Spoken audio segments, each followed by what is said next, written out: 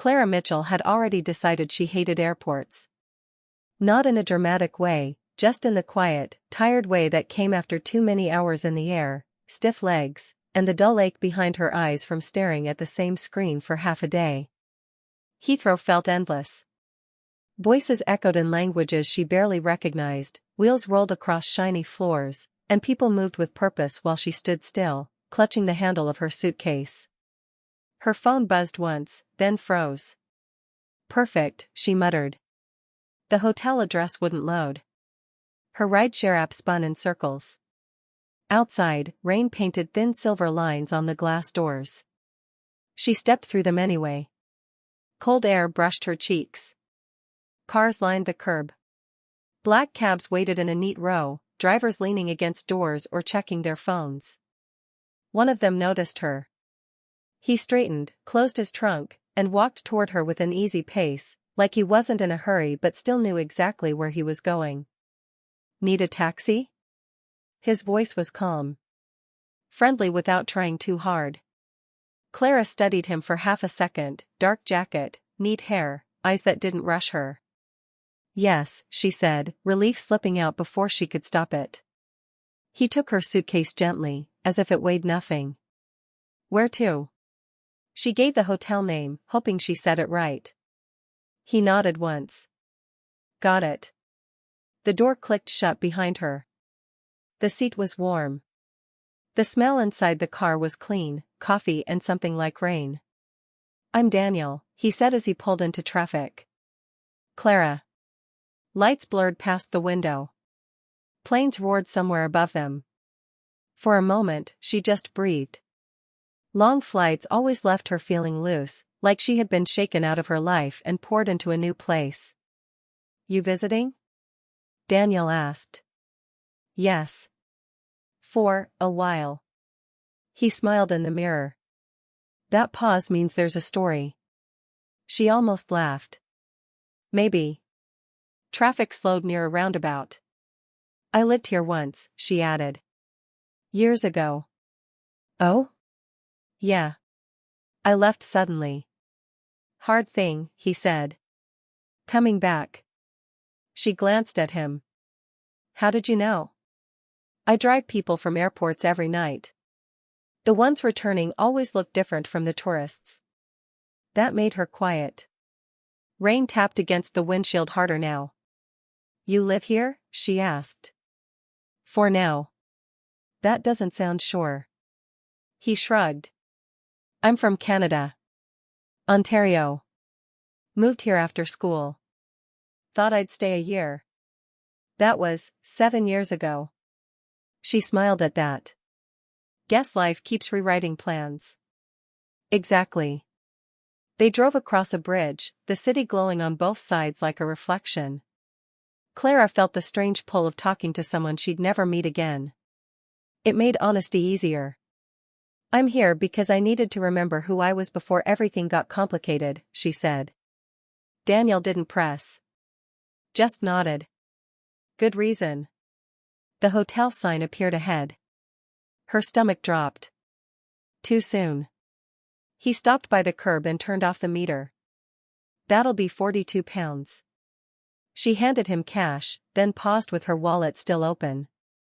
Do you work most nights? Yeah. In this area? Usually. She didn't know why she cared. Good, she said, then immediately wondered why that word came out. He smiled, slow and warm. Enjoy London again, Clara. She stepped out. Cold air rushed in. The city noise returned. Thank you, she said. For the ride. You're welcome. She hesitated, then added, maybe I'll see you again.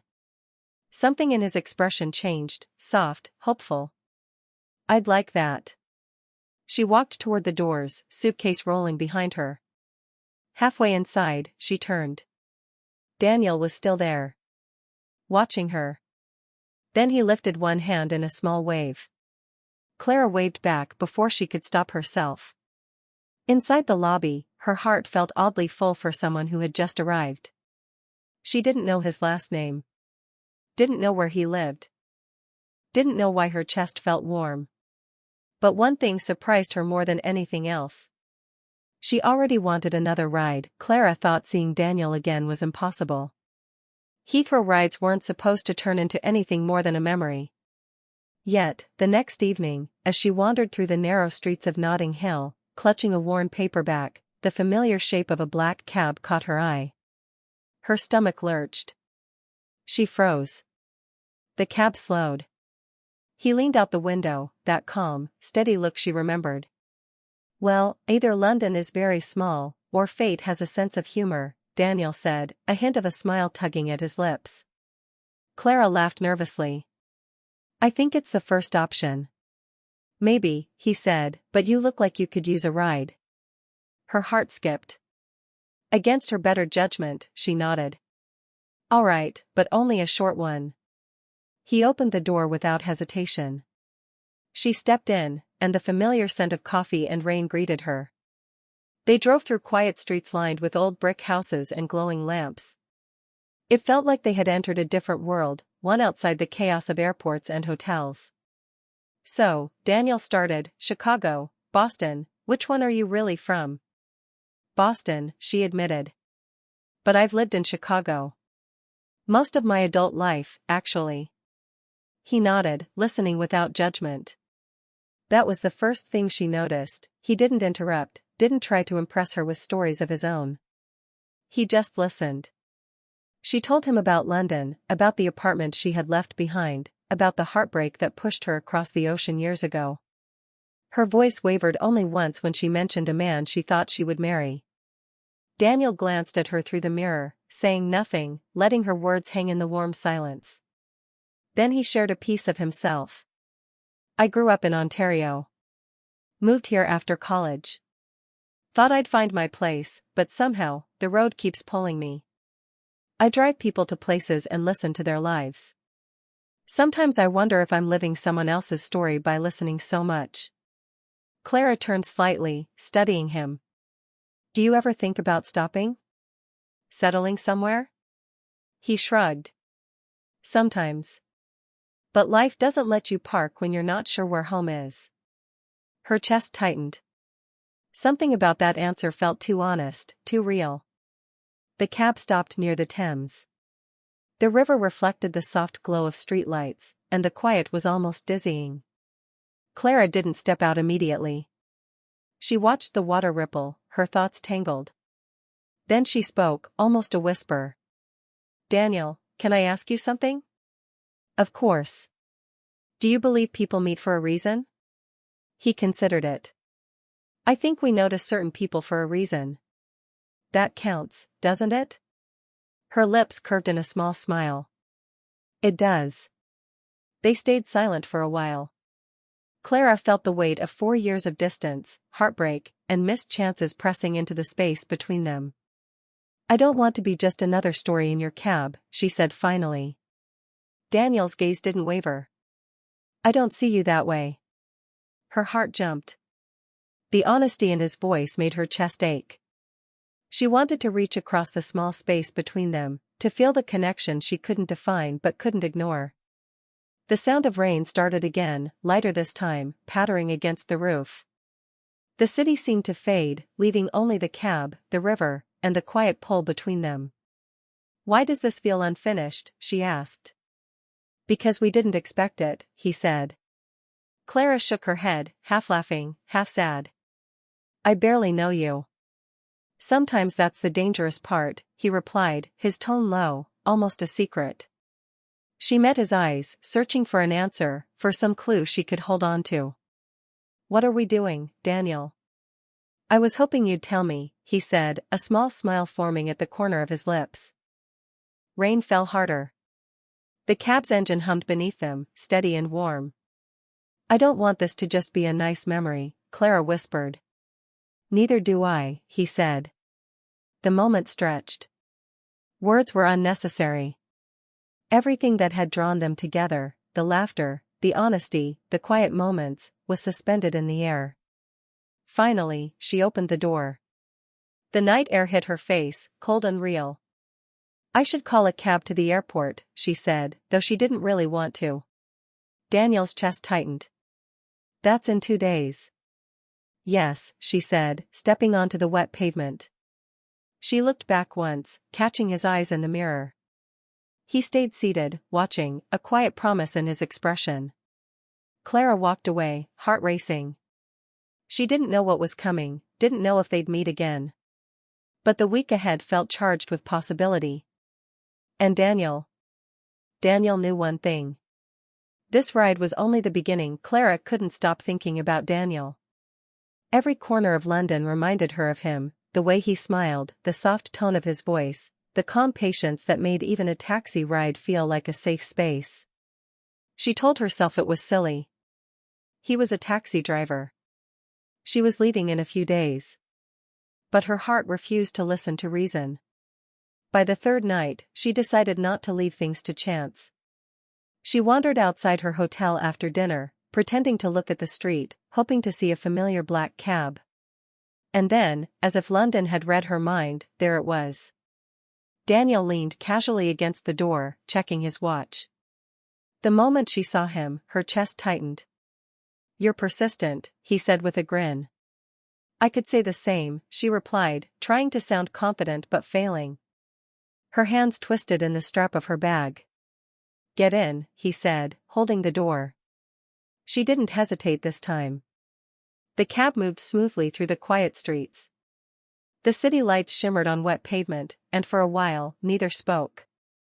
Clara's mind was full of questions, but fear kept them bottled. Finally, she spoke. "I'm flying back to the States this weekend." Silence settled over the car like a heavy curtain. Daniel didn't answer immediately. He kept his eyes on the road, but Clara could feel him watching her in the mirror. "Chicago," she added softly, as if naming the city made the distance real. "That's far," he said finally. "Yes," she whispered, wishing the words weren't true. He glanced at her, his expression unreadable. "You didn't tell me before." "I thought maybe," his voice trailed off. "I didn't know how," she admitted. Her fingers tapped nervously on the seat. "I didn't want to ruin, whatever this is." Daniel nodded, keeping his hands on the wheel. "I get it." The cab slowed near a bridge. Lights reflected on the water, turning the Thames into a river of gold and silver. Clara didn't step out immediately. She felt exposed, like all her feelings were on display in the dim light. "Why does this feel unfinished?" she asked. Her voice was barely more than a whisper. "Because we didn't expect it," he replied, calm but deliberate. "I barely know you," she said, a mix of truth and desperation in her voice. "Sometimes that's the dangerous part," he said softly, almost a secret. She looked at him in the mirror. His face was steady, warm, and honest. Her chest tightened, and for a moment, she felt like time had stopped, leaving only the two of them in the cab, the rain outside, and the quiet hum of the engine. "I don't want this to just be a nice memory," she said, the words trembling. "Neither do I," he said simply, his voice carrying a weight that made her heart ache. They stayed like that for a long moment, the tension between them unspoken but powerful. Everything they had shared in the past few nights, the laughter, the quiet confessions, the stolen glances, hung in the air. Then she opened the door. The cold night air hit her face, sharp and real. "I'll call a cab to the airport," she said, even though she didn't want to. Daniel's chest tightened. "That's in 2 days," he said, almost like a warning, almost like a plea. "Yes," she replied, her voice soft, uncertain. She stepped onto the wet pavement, feeling the rain soak her coat. But even with the cold, she couldn't stop the warmth spreading through her chest. She looked back once. Daniel stayed in the driver's seat, watching her, his expression unreadable but full of something she couldn't quite name.